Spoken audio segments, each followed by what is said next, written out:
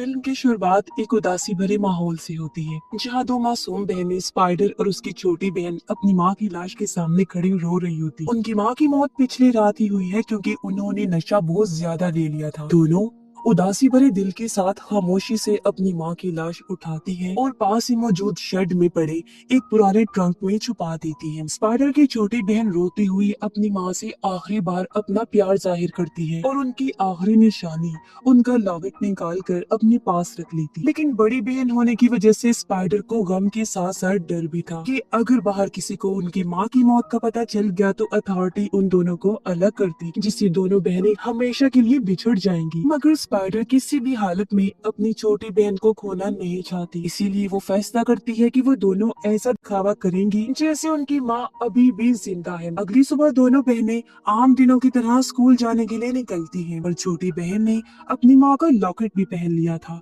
इसलिए स्पाइडर उसे लॉकेट उतार कर घर पर ही रखने के लिए कहती है। फिर स्कूल पहुंचकर भी वो उसे अपनी माँ की मौत के बारे में किसी को ना बताने के लिए याद दिलाती है। बाद में स्पाइडर अपना दिल हल्का करने के लिए अपनी सबसे अच्छी दोस्त को अपनी माँ की मौत के बारे में बता देती है, इस शर्त पर कि वो किसी को न बताए। और वो ये भी कहती है कि मैं किसी भी हालत में अपनी छोटी बहन को खोना नहीं चाहती। तब उसकी दोस्त उदास होते हुए उसकी मदद करने का फैसला करती है और उसे हौसला भी देती है। लेकिन पहली ही शाम छोटी बहन की एक हरकत उसे डरा देती है, क्योंकि वो स्कूल से अपनी दोस्त और उसकी दादी के साथ घर आई थी। तो स्पाइडर घबरा कर उसे डांट देती है और उसे समझाती भी है कि अगली बार घर पर तो क्या, घर के आसपास भी किसी को मत लेकर आना, क्योंकि लोग उनके घर आकर उनकी सच्चाई जान भी सकते हैं। लेकिन लोगों को उनका सच पता चल जाने के डर के अलावा उनके सामने एक और मसला भी आने लगता है। धीरे धीरे अब उनका खाने का सामान खत्म हो रहा था और उनकी माँ की मंथली इनकम आने में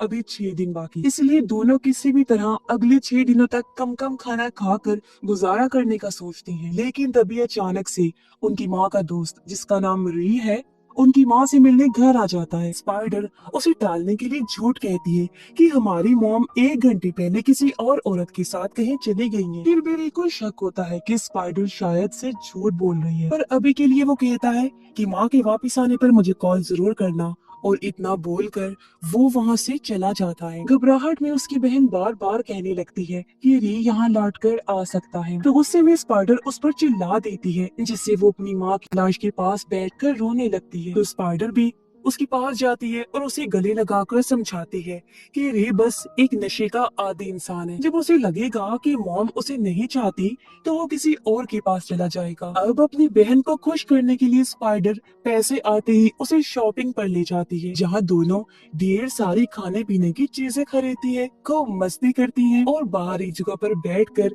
चीजें खाने लगती है। आज काफी दिन के बाद उन्होंने कुछ अच्छा खाया, पर तभी शॉप में काम करने वाला वर्कर बाहर आकर उनकी तस्वीरें लेने लगता है। स्पाइडर उसे डांटते हुए उसके पास गई, उसके कैमरा से फोटो डिलीट करने की कोशिश करती है, लेकिन उसका कैमरा डिजिटल नहीं होता, इसलिए वो फोटो डिलीट नहीं कर पाती। घर पहुंचकर स्पाइडर अपनी बहन को बताती है कि हमें गवर्नमेंट की तरफ से हर महीने $600 मिल रहे हैं, एक इंसान के $200 के हिसाब से, वो भी इसीलिए क्योंकि अभी किसी को नहीं पता चला कि मॉम की मौत हो गई है। जिसके बाद दोनों बहनें रात में अपनी माँ की बातें करते हुए उन्हें याद करते हुए सो जाती हैं। लेकिन अगली सुबह उठते ही उनकी टेंशन बढ़ जाती है, जब अचानक उनकी माँ के फोन पर चाइल्ड सर्विस से कॉल आ जाता है और ऑफिसर कहती है कि वो घर पर आकर देखेगी कि उनकी माँ ठीक से उन दोनों की देखभाल कर रही है या फिर नहीं। दोनों बहनें घबरा जाती हैं। स्पाइडर की बहन कहती है ये सच्चाई जानने के बाद हम दोनों को अलग कर दिया जाएगा, इसलिए दोनों मिलकर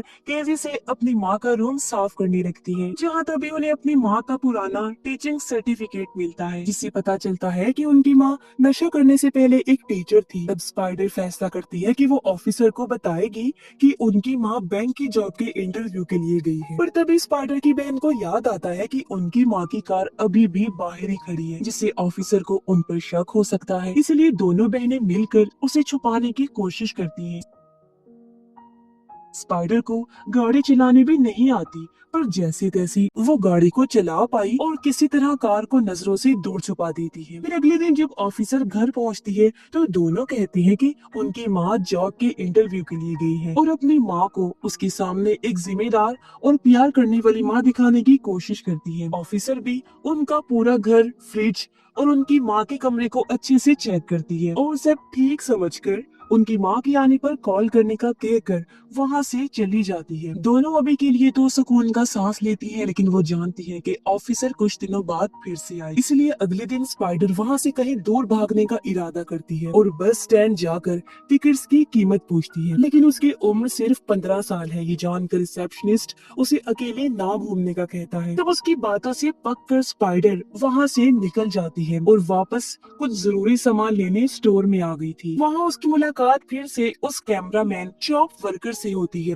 वर्कर उसे वो तस्वीर दिखाता है जो उसने उस दिन ली थी और बताता है कि वो अक्सर घूम घूम कर फोटोज खींचता है और स्पाइडर को भी ऑफर करता है कि तुम भी कभी मेरे साथ चलो ना, जहाँ मैं और तुम दोनों फोटोज खींचेंगे। लेकिन स्पाइडर उसे मना करके घर आ जाती है। घर पहुंचकर उसकी बहन अब भी अपनी माँ का लॉकेट पकड़े उन्हें याद कर रही होती है। वो स्पाइडर से पूछती है तो माँ से इतनी नाराज क्यों हो? तो स्पाइडर बस इतना कहती है कि उनकी माँ ने अपनी जिंदगी में बहुत बुरे फैसले लिए। फिर कुछ देर बाद उसकी बहन भी वो तस्वीर देख लेती है जो वर्कर ने खींची थी और स्पाइडर को हंसाने के लिए तंग करती है कि वो लड़का तुम्हें पसंद करता है ना। तब स्पाइडर भी उसे बता देती है कि उसने तस्वीरें खींचने के लिए मुझे भी अपने साथ चलने की ऑफर की है। ये सुनकर उसकी बहन जिद करने लगती है कि तुम्हें उसके साथ जाना चाहिए, तो स्पाइडर भी मान जाती है। अगले दिन वर्कर एक पुरानी बाइक लेकर स्पाइडर को लेने आता है और दोनों साथ में घूमते हुए दूर जंगल में जाकर एक जगह रुक जाते हैं। स्पाइडर उससे ऐसे ही मजाक में पूछती है कि कहीं तुम कोई किलर तो नहीं हो? तो वर्कर भी मुस्कुराता है और फिर दोनों जंगल में जाते हैं, जहाँ वर्कर उसे कैमरा इस्तेमाल करना और फोटोज लेना सिखाता है। वापिस लौटकर वो स्पाइडर को अपने डार्क रूम में ले जाकर फोटोज भी प्रिंट करके दिखाता है। यही स्पाइडर को उसके एक क्लाइंट के बारे में पता चलता है जो नकली सर्टिफिकेट्स बनाता है, क्योंकि वो डॉक्यूमेंट्स बनाने वाला ऑफिसर था। फिर वर्कर स्पाइडर के कहने पर उसे उसके घर से थोड़ी दूर ड्रॉप कर देता है और उसे कुछ दिन अपने पास रखने के लिए एक छोटा सा डिजिटल कैमरा भी देता है। घर पहुंचने पर स्पाइडर और उसकी बहन दोनों खुश होती हैं। धीरे धीरे दोनों बहनें अपनी माँ के दुख से आगे बढ़कर छोटी छोटी खुशियाँ ढूंढकर एक दूसरे का सहारा बनने लगती हैं। लेकिन उनकी ये खुशियाँ ज्यादा दिन नहीं चलती। एक दिन जब वो कैफे में बैठी होती है तो री वहाँ भी पहुंचकर गुस्से में उनकी माँ के बारे में पूछने लगता है, क्योंकि इतने दिनों से उनकी माँ ने उससे राब्ता नहीं किया होता, और स्पाइडर को धमकाते हुए कहता है कि उनकी माँ अगर उसे नहीं मिलना चाहती तो कम से कम फ्राइडे तक मेरे $300 वापस लौटा दी। दोनों बहनें सहम जाती है क्योंकि उनके पास तो खुद के लिए ही मुश्किल से पैसे होते हैं। घबराहट में अगले दिन स्पाइडर एक स्टोर में जाकर वर्कर का दिया डिजिटल कैमरा बेच देती है, लेकिन उससे सिर्फ $50 मिलते हैं। इसलिए बाकी रकम पूरी करने के लिए वो अपनी माँ का नेकलेस भी गिरवी रख देती है और रात में रे की वैन में जाकर उसके पैसे दे देती है और उससे उनका पीछा छोड़ देने के लिए भी कहती है। लेकिन री स्पाइडर को उसकी माँ के बारे में चिढ़ाकर उल्टी सीधी बातें करने लगा। कहता है कि तुम्हारी माँ एक नशेड़ी औरत है, हर टाइम नशे में रहती है, अगर वो होश में होती तो कभी तुम्हें अकेले यहाँ ना भेजती। उसकी बातें सुनकर स्पाइडर टूट जाती है और रोते हुए भागकर शेड में आ जाती है। गुस्से में अपनी माँ की लाश वाले ट्रंक को बार बार लात मारते हुए चिल्लाती है कि मुझे आपसे नफरत हो गई है, क्योंकि आपने री जैसे घटिया इंसान से भी दोस्ती कर रखी थी। घर पहुँचने पर उसकी बहन घबरा कर उसे कस कर गले लगा लेती है और पूछती है अब री हमें अकेला तो छोड़ देगा ना? स्पाइडर धीरे से हाँ में जवाब देती है, लेकिन वो जानती है कि री ने अगर उनकी माँ की मौत का पता लगा लिया तो उन दोनों बहनों को अलग कर दिया जाएगा। वो अगले दिन इंटरनेट पर गोद लेने के बारे में पढ़ने लगती है। उसे पता चला कि 18 साल का बहन या भाई अपने छोटे बहन भाइयों को गोद ले सकता है, लेकिन उसकी उम्र तो अभी सिर्फ 15 साल थी। रात में उसकी बहन उससे उनकी माँ के लॉकेट के बारे में पूछने लगती है, लेकिन स्पाइडर सोचती है कि कहीं इसका दिल ना टूट जाए, इसलिए वो बता नहीं पाती कि उसने नेकलेस गिरवी रखवा दिया है। तभी उनकी माँ के फोन पर स्पाइडर की ही दोस्त की डैड की कॉल आती है, जो शेरिफ है, क्योंकि वो स्पाइडर की मॉम की भी दोस्त है। वो उनकी माँ को वॉइस मैसेज में कहती है कि मुझे वापस कॉल करो, जिससे स्पाइडर अब और ज्यादा घबरा जाती है। अगले दिन वो वर्कर के क्लाइंट यानी डॉक्यूमेंट्स मेकर ऑफिसर से मिलती है और उसे अपने नकली पेपर्स बनाने का कहती है, जैसे ड्राइवर्स लाइसेंस और बर्थ सर्टिफिकेट वगैरह, जिससे लगे कि वो 18 साल की है। लेकिन उसके पास ऑफिसर की भारी रकम देने के लिए पैसे नहीं होते। फिर भी स्पाइडर उसे पेपर्स बनाने के लिए मना लेती है, ये कहकर कि मुझे उन पेपर्स की बहुत जरूरत है, और घर लौटकर अपनी दोस्त को भी अपना प्लान बता देती है कि मैं अपनी बहन को लेकर किसी ऐसी जगह पर चली जाऊंगी जहाँ कोई हमें जानता ना हो, और नकली आईडी से खुद को 18 साल का दिखाकर खुद अपनी बहन को गोद ले लूंगी। लेकिन अभी के लिए मैं अपनी बहन को कुछ नहीं बताऊंगी। जो सुनकर उसकी दोस्त हैरान हो गई, साथ ही उसका हौसला बढ़ाती है। अगले दिन स्पाइडर स्टोर में जाकर वर्कर का कैमरा वापस खरीद कर उसे वापस लौटा देती है और उससे दूर जाने के लिए कहती है कि मेरे पास अब तुम्हारे साथ टाइम गुजारने का वक्त नहीं। लेकिन वर्कर उसे साथ घूमने के लिए फिर से मनाता है और वो मान गई। उसके साथ मिलकर ये फोटोज वगैरह बनाती है और धीरे धीरे वर्कर को पसंद करने लगती है। लेकिन बाद में जब वो अपनी बहन के साथ घर पर होती है तो अचानक चाइल्ड सर्विस ऑफिसर फिर से उनके घर आ जाती है। दोनों बहनें घबरा कर अपनी माँ की लाश वाले शेड में जाकर छुप जाती है। लेकिन ऑफिसर वहाँ आकर भी जांच करने लगी और उनकी माँ के फोन पर कॉल करके एक वार्निंग भरा वॉइस मेल छोड़ देती है कि अगर उन्होंने शाम तक वापस कॉल नहीं किया तो वो शेरिफ को बुला ली। घबराहट में स्पाइडर सीधे नकली आईडीज लेने ऑफिसर के घर पहुंचती है, लेकिन वो वहाँ नहीं होता और उसकी फेक आईडीज भी नहीं बनी होती। स्पाइडर को अब कुछ भी समझ नहीं आ रहा होता कि क्या किया जाए। उसकी बहन भी फिर से उनकी माँ के लॉकेट के बारे में पूछने लगती है, तो स्पाइडर अब उसे सच्चाई बता देती है कि मैंने नेकलेस बेच दिया है। ये सुनकर उसकी बहन का दिल टूट गया। वो कहने लगती है कि वो लॉकेट हमारी माँ के लिए सब कुछ था, लेकिन तुमने वो बेच दिया। इस पर स्पाइडर उसे समझाती है कि हमारी माँ को सिर्फ नशा प्यारा और वो एक बुरी औरत थी। ऐसा स्पाइडर गुस्से में कह रही थी। उसकी बहन ये मानने के लिए इनकार कर देती है।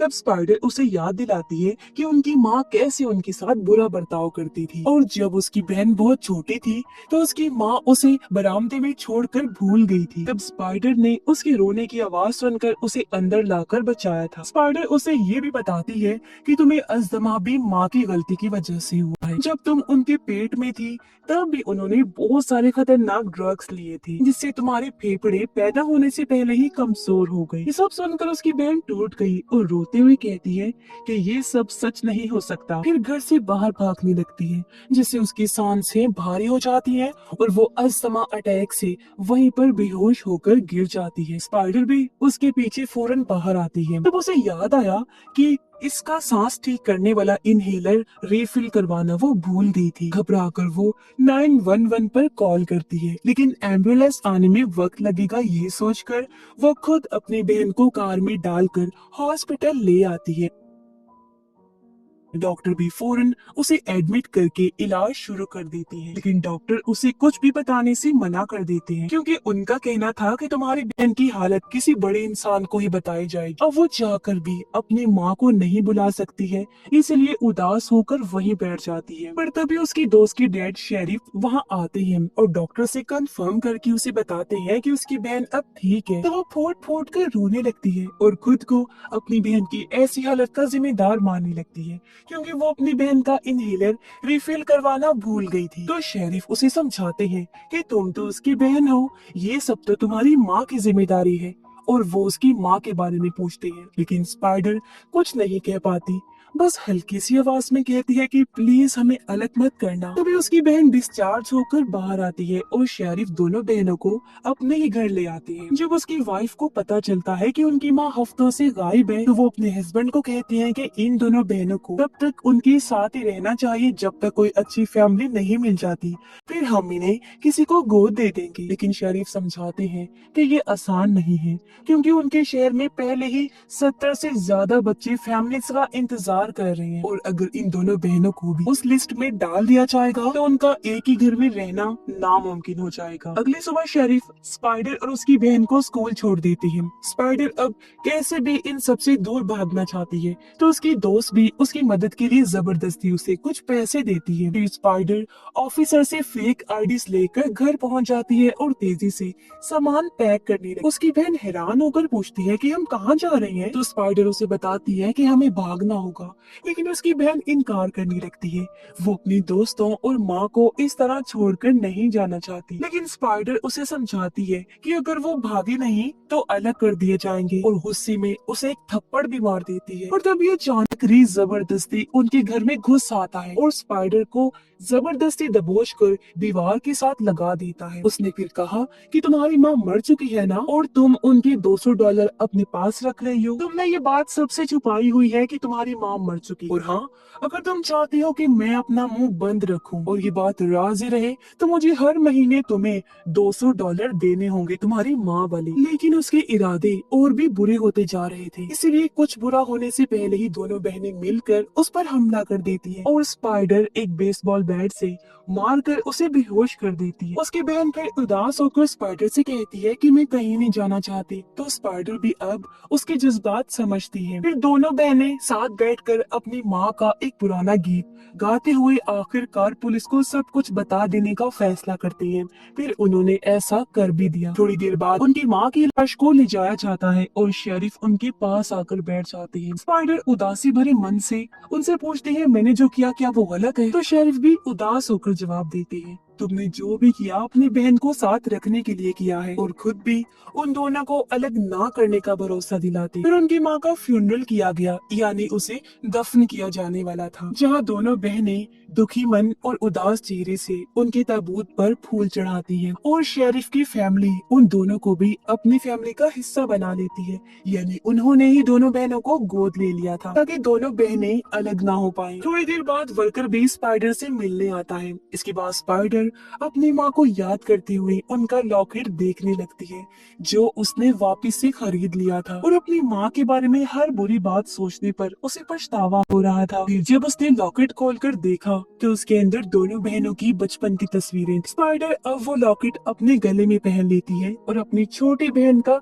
हमेशा ख्याल रखने की और उसका साथ कभी ना छोड़ने की कसम खाती है। और इसी के साथ ही इस फिल्म की कहानी भी यहीं पर खत्म हो जाती है।